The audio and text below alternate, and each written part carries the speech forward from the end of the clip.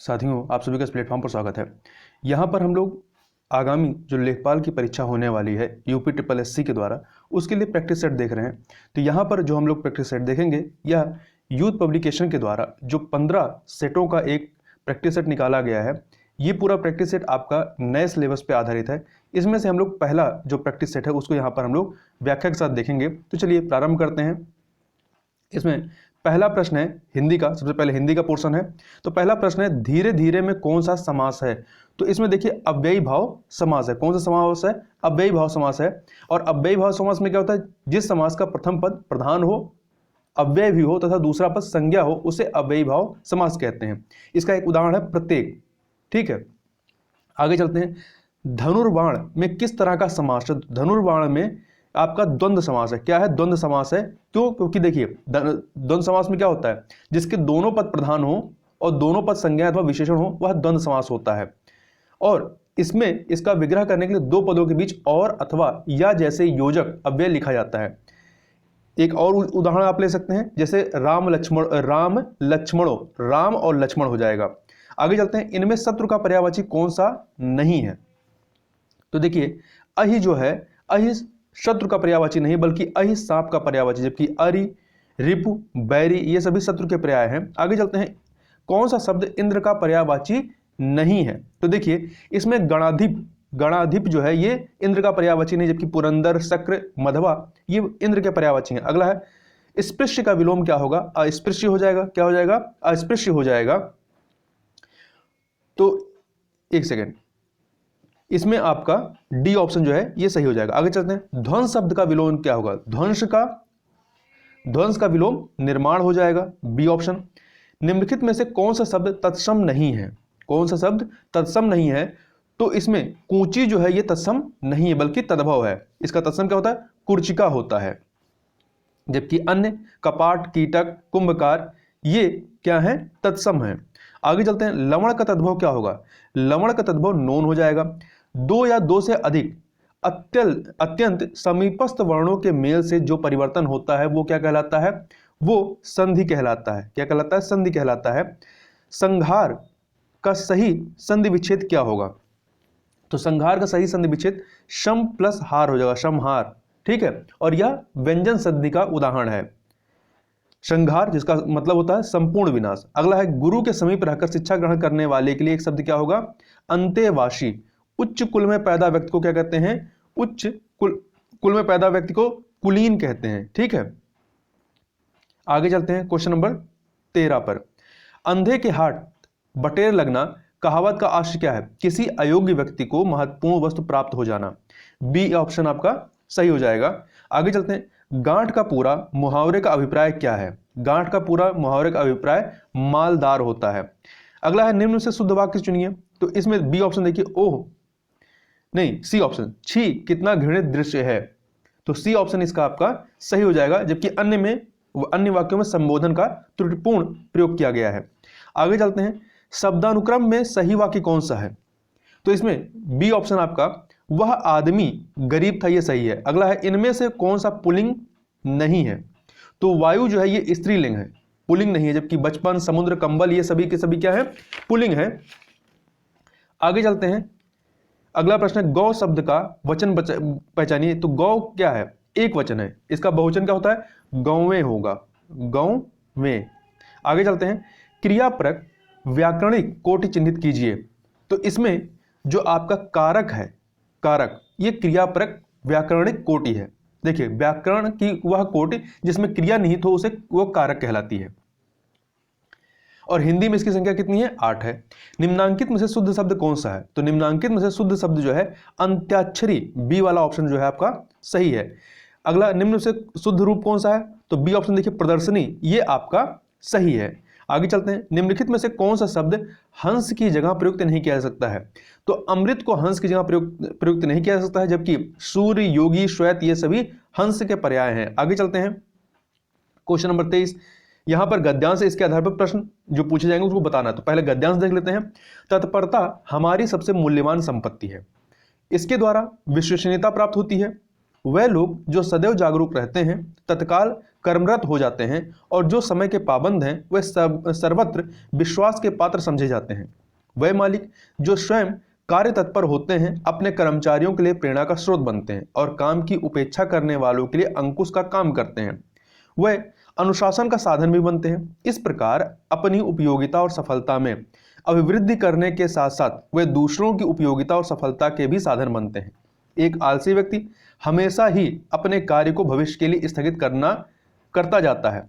वह समय से पिछड़ता जाता है और इस प्रकार अपने लिए ही नहीं दूसरों के लिए भी विक्षोभ का कारण बनता है। उसकी सेवाओं का कोई आर्थिक मूल्य नहीं समझा जाता है।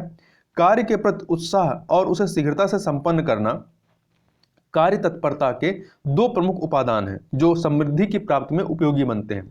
इस पर आधारित प्रश्न है, उपर्युक्त अवतरण का उपयुक्त शीर्षक दीजिए। तो इसका शीर्षक क्या हो जाएगा? कार्य तत्परता। जीवन में सफल सिद्ध होने के लिए आवश्यक उपादानों में से एक प्रमुख उपादान क्या है? तत्परता। गद्यांश का उचित संक्षेपण कौन सा होगा? तो इसमें बी ऑप्शन आप पढ़िए। जागरूक व्यक्ति सदैव उत्साहित होकर तत्परता से अपने कार्य में जुट जाते हैं और अनुशासित होकर उसे समय पर पूरा कर डालते हैं। समय पर कार्य करने से वह अपने कार्य क्षेत्र में सभी के विश्वास पात्र बन जाते हैं और यही विश्वसनीयता सफलता का साधन बनती है। यही तत्परता सफलता और समृद्धि का प्रमुख उपादान है। आगे चलते हैं अगले प्रश्न पर। यहां से मैथ के प्रश्न जो है इनको अभी हम लोग छोड़ देते हैं, सीधे पहुंचते हैं क्वेश्चन नंबर 50 पे। क्वेश्चन नंबर 50, एक सेकेंड।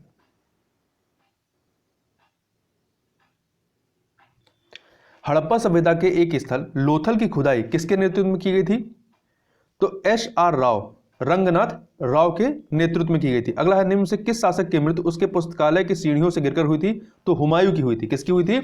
हुमायूं की जो है मृत्यु 1556 में होती है, उसके दीन पनाह भवन में स्थित पुस्तकालय की सीढ़ियों से गिर करके। चंद्रशेखर आजाद मुठभेड़ में कहां शहीद हुए थे? तो इलाहाबाद के अल्फ्रेड पार्क में 27 फरवरी 1931 को।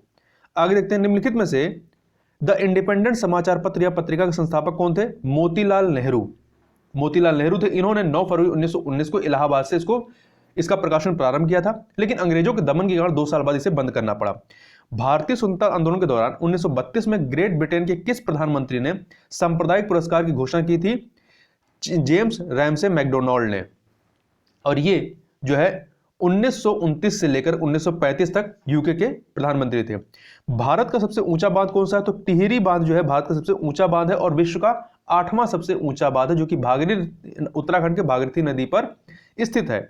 आगे चलते हैं क्वेश्चन नंबर 57। जोजिला दर्रा जो है किसे जोड़ता है? तो ये लेह और श्रीनगर को जोड़ता है। किसे जोड़ता है? लेह और श्रीनगर को जोड़ने का कार्य करता है। देखिए, जोजिला दर्रे पर NH1D नेशनल हाईवे 1D बना है जो लेह और श्रीनगर को जोड़ता है। इनमें से कौन सी नदी भारत में पश्चिम दिशा में नहीं बहती? तो देखिए, नर्मदा, साबरमती, लूनी ये पश्चिम में बहती हैं और जाकर के अरब की खाड़ी में गिरती हैं, जबकि कृष्णा नदी जो है, कृष्णा नदी ये आपका पश्चिमी घाट के महाबलेश्वर पर्वत से निकलती है और दक्षिण पूर्व में बहती हुई बंगाल खाड़ी में जाकर के गिर जाती है। तो डी ऑप्शन सही हो जाएगा। अगला है, भारत की 3 महत्वपूर्ण नदियों का स्रोत हिमालय स्थित मानसरोवर झील के निकट है। बताइए वह कौन सी नदियां हैं? तो ब्रह्मपुत्र, सतलज और सिंधु नदियों का स्रोत जो है हिमालय के मानसरोवर झील के नजदीक निकट से है। आगे चलते हैं, निम्नलिखित में से कौन सा देश कुल क्षेत्रफल की दृष्टि से विश्व में 5वें स्थान पर है? तो ब्राजील है। पहले पे आपका रूस है, दूसरे पे कनाडा है, तीसरे पे चीन है, चौथे पे संयुक्त राज्य अमेरिका और 5वें पे ब्राजील है। और भारत जो है आपका 7वें नंबर पे है। भारत का संविधान सभा द्वारा 26 नवंबर 1949 को अपनाया गया था और 26 जनवरी 1950 को लागू हुआ था पूरी तरीके से। आगे देखते हैं, कौन सी अनुसूची के तहत अनुसूचित क्षेत्रों और अनुसूचित जनजातियों के प्रशासन और नियंत्रण के लिए प्रावधान किए गए हैं? तो 5वीं अनुसूची में किए गए, 5वीं में किए गए हैं और 6वीं में भी किए गए। देखिए, 6वीं में कुछ स्पेसिफिक राज्यों असम, मेघालय, त्रिपुरा तथा मिजोरम की जनजातियों के संबंध में अलग से उपबंध किया गया है। आगे देखते हैं, इनमें से कौन सा भारत में बैंकिंग क्षेत्र में महत्वपूर्ण सुधारों में से एक नहीं है? तो देखिए, वर्धित SLR ये नहीं है। SLR मतलब सांविधिक तरलता अनुपात। तो देखिए, यदि SLR में वृद्धि होगी तो उससे क्या होगा? बैंकों के पास पूंजी की कमी होगी, जिससे ब्याज दर बढ़ जाती है, जिससे निवेश, जब ब्याज दर बढ़ेगी तो निवेश क्या होगा? प्रभावित होगा। केंद्र सरकार के विकास व्यय में शामिल नहीं है। तो रक्षा व्यय जो है ये विकास व्यय में शामिल नहीं होता है। आगे चलते हैं, बिजली के करंट का एसआई यूनिट क्या है? तो एम्पियर है। क्या है? एम्पियर है। जबकि वाट शक्ति का है। वोल्ट विद्युत विभव विभवांतर या विद्युत वाहक बल का है। कैंडेला दीप्त तीव्रता या ज्योति तीव्रता इनका है। जंग लगने पर लोहे का भार क्या होता है? बढ़ जाता है। ठीक है, लोहे पर जो जंग लगता है, उस जो फेरिक ऑक्साइड की परत जो चढ़ जाती है उसे ही लोहे पर जंग लगना कहते हैं। फेरिक ऑक्साइड Fe2O3 होता है, Fe2O3। आगे चलते हैं।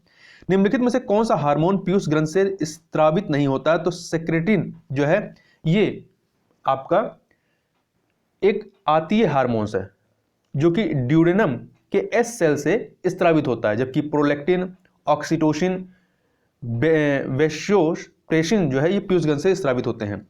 निम्नलिखित में से कौन सा जीवाणु जनित रोग नहीं है? तो कुष्ठ रोग। कौन सा जीवाणु जनित रोग है? तो कुष्ठ रोग जो है ये जीवाणु जनित है। ये माइक्रोबैक्टीरियम लेप्री नामक जीवाणु से फैलता है और एक संक्रामक रोग है। जबकि एड्स वायरस से फैलता है, मलेरिया परजीवी से होता है। अगला देखते हैं, बिडाल परीक्षण किसके लिए किया जाता है? तो ये टाइफाइड के लिए किया जाता है। किसके लिए होता है? टाइफाइड के लिए होता है। आगे देखते हैं, उत्तर प्रदेश में कौन से शहर को चर्मोद्योग की राजधानी के रूप में माना जाता है? तो कानपुर को माना जाता है। इसे पूर्व का मैनचेस्टर भी कहते हैं और यह उत्तर प्रदेश की औद्योगिक राजधानी भी है। आगे सुमेलित करना है। देखिए आपका पशु मेला, पशु मेला जो है बटेश्वर 3 से मिला दीजिए। ध्रुपद मेला, ध्रुपद मेला जो है ये वाराणसी। गोविंद साहब मेला अंबेडकर नगर। माघ मेला इलाहाबाद। इस प्रकार से 3, 4, 2, 1 ए ऑप्शन आपका सही हो जाएगा। सितंबर 2021 में किसके द्वारा national single window system launch किया गया? तो पीयूष गोयल जी के द्वारा इसको लॉन्च किया गया। देखिए ये केंद्रीय वाणिज्य और उद्योग मंत्री हैं।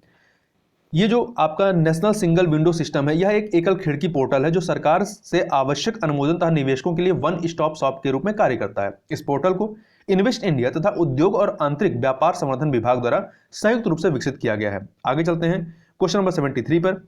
वर्ष 2021 में 20 से 26 सितंबर के मध्य वाणिज्य मंत्रालय के द्वारा कौन सा सप्ताह मनाया गया?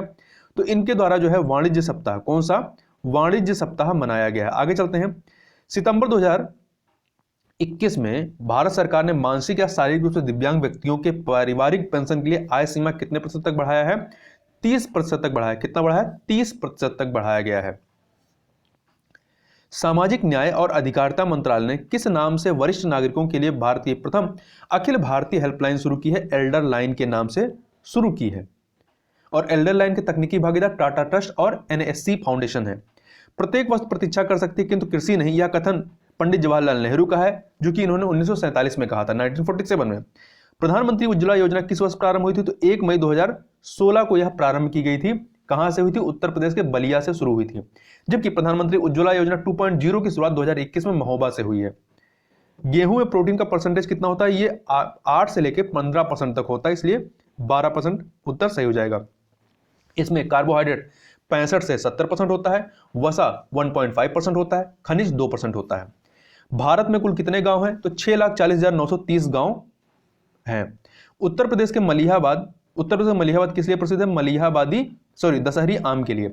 उत्तर प्रदेश के किस जिले में पुरुषों से महिलाओं का अनुपात सर्वाधिक है? देखिए इसमें आजमगढ़, देवरिया, जौनपुर, इन तीनों में जो है महिलाओं का प्रतिशत पुरुषों से अधिक है। सुल्तानपुर में कम है, 983 है। जबकि इसमें सबसे अधिक किसमें है? जौनपुर में। जौनपुर में 1000 पुरुषों पे 1024 महिलाएं हैं। आजमगढ़ में 1000 पुरुषों पे 1019 महिलाएं हैं। देवरिया में 1000 पुरुषों पे 1017 महिलाएं हैं। अंबेडकर विशेष रोजगार योजना AVRY के अंतर्गत सामान्य श्रेणी लाभार्थियों के लिए उपलब्ध इकाई लागत, प्रसन्नता एवं अधिकतम आर्थिक सहायता धनराशि या सब्सिडी कितनी है? तो ये आपका 25% और 7,500 रुपए है। देखिए ये जो अंबेडकर विशेष रोजगार योजना है इसकी शुरुआत वर्ष 1991 में 1991 में की गई थी। इस योजना का मुख्य उद्देश्य ग्रामीण क्षेत्रों में स्थानीय संसाधनों एवं आवश्यकताओं को देखते हुए बहुआयामी योजनाओं का निर्माण एवं विस्तार कर स्थानीय स्तर पर सतत रोजगार के अवसर सृजित करना और ग्रामीणों के पलायन को रोकना है। आगे चलते हैं, कौन सी उपभाषा राज्य के पश्चिमी भागों रोहिलखंड और ऊपरी दोआब में बोली जाती है? तो खड़ी बोली यहां पर बोली जाती है। और पश्चिमी उत्तर प्रदेश के बरेली, फर्रुखाबाद, रामपुर आदि को रोहिलखंड कहा जाता है। आगे चलते हैं, क्वेश्चन नंबर अगला है, NREGP का पूर्ण रूप क्या है? तो इसका पूरा नाम है राष्ट्रीय ग्रामीण रोजगार गारंटी कार्यक्रम, जिसे हम लोग मनरेगा के नाम से जानते हैं। देखिए इस योजना का शुभारंभ जो है तत्कालीन प्रधानमंत्री डॉक्टर मनमोहन सिंह ने 2 फरवरी 2006 को आंध्र प्रदेश के अनंतपुर जिले के बंदापल्ली गांव से किया था। फिर इसके बाद इसको पहले पायलट प्रोजेक्ट के रूप में 200 जिलों में शुरू किया गया था। फिर 1 अप्रैल 2008 से इसका विस्तार पूरे देश में किया गया और वर्ष 2009 में इसका नाम बदल करके महात्मा गांधी राष्ट्रीय ग्रामीण रोजगार गारंटी अधिनियम अर्थात मनरेगा कर दिया गया। एक कृषि खेत के मापन की सर्वोत्तम विधि क्या होगी? जरीब द्वारा। ठीक है, जरीब द्वारा होगी। यह जरीब जो है 55 गज होता है, एक जरीब 55 गज होता है और जरीब के वर्ग को 1 बीघा कहते हैं। जिस समिति की संस्तुति पर देश में पंचायती राज को लागू किया गया उसके अध्यक्ष कौन थे? बलवंत राय मेहता। इन्हीं की ही इन्होंने अपनी संस्तुति अपनी रिपोर्ट के रूप में नवंबर 1957 में दी थी और BR मेहता को पंचायती राज व्यवस्था का शिल्पी कहा जाता है। पंचायती राज को किसके अंतर्गत स्वशासन की इकाई के रूप में संगठित किया गया था? भारतीय संविधान के 73वें संविधान संशोधन के तहत। पंचायती राज से संबंधित निम्नलिखित कथनों में से कौन सा सही नहीं है? तो देखिए, पंचायत व्यवस्था ग्रामीण जीवन का युगों से एक अभिन्न अंग रहा है, सही है। 73वां संविधान संशोधन 15 अगस्त 1993 से प्रभावी हुआ, यह गलत है क्योंकि यह 24 अप्रैल 1993 से प्रभावी हुआ। यह एक त्रिस्तरीय जैविकीय रूप से जुड़ी संरचना, सही है। भारतीय संविधान का अनुच्छेद 243G इसके महत्व को बढ़ाता है, बिल्कुल सही। क्यों? क्योंकि 243G में पंचायतों की शक्तियां, प्राधिकार और उसके उत्तरदायित्व का उल्लेख है। निम्नलिखित में से कौन सा तृणमूल लोकतंत्र से संबंधित है? पंचायती राज पद्धति। भारत की योजना आयोग के संबंध में निम्नलिखित में से कौन सा कथन सही है? योजना आयोग का संविधान में कोई उल्लेख नहीं है, यह कथन पूरी तरीके से सही है। इसके उपाध्यक्ष एवं सदस्यों के लिए कोई निश्चित कार्यकाल नहीं होता, नहीं, बिल्कुल होता है। अध्यक्ष प्रधानमंत्री होते हैं, उपाध्यक्ष प्रधानमंत्री के द्वारा एक निश्चित समय के लिए नियुक्त किए जाते हैं और सदस्यों को। इसके सदस्य के लिए कोई निश्चित योग्यता निर्धारित नहीं, ये भी गलत है। आर्थिक नियोजन विषय जो है ये आपका समवर्ती सूची के तहत आता है। आगे चलते हैं क्वेश्चन नंबर 92। गेहूं में बौनेपन के लिए जीन कौन सी उत्तरदायी है? नोरिन 10। नोरिन 10 जो है ये गेहूं में बौनेपन के लिए उत्तरदायी है, जबकि DPU जेन ये चावल में बौनेपन के लिए उत्तरदायी है और OPEC 2 जो है ये मक्के में बौनेपन के लिए उत्तरदायी है। 93 नंबर क्वेश्चन देखते हैं। भारत में कृषि मूल्य आयोग किस वर्ष में स्थापित किया गया? तो 1965 में। 1965 में। पहले इसका नाम क्या था? कृषि मूल्य आयोग था। फिर बाद में 1985 में इसका नाम कृषि लागत एवं मूल्य आयोग कर दिया गया।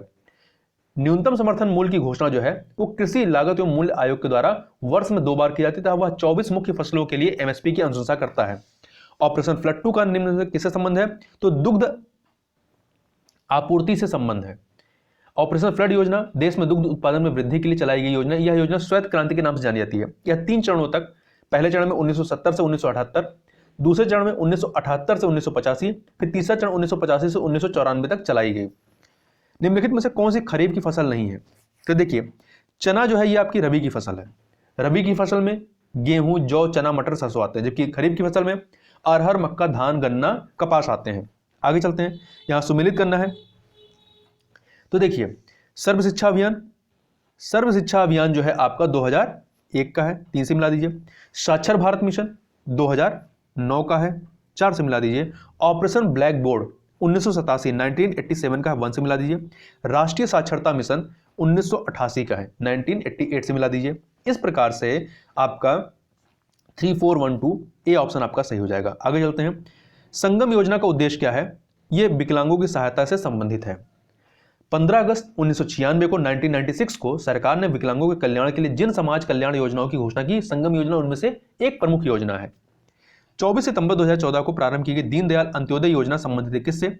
ग्रामीण एवं शहरी क्षेत्रों में कौशल विकास से संबंधित है, जिसके माध्यम से रोजगार उपलब्ध कराकर गरीबी को कम करना इसका उद्देश्य है। उत्तर प्रदेश सरकार द्वारा समाजवादी पेंशन योजना कब प्रारंभ की गई थी?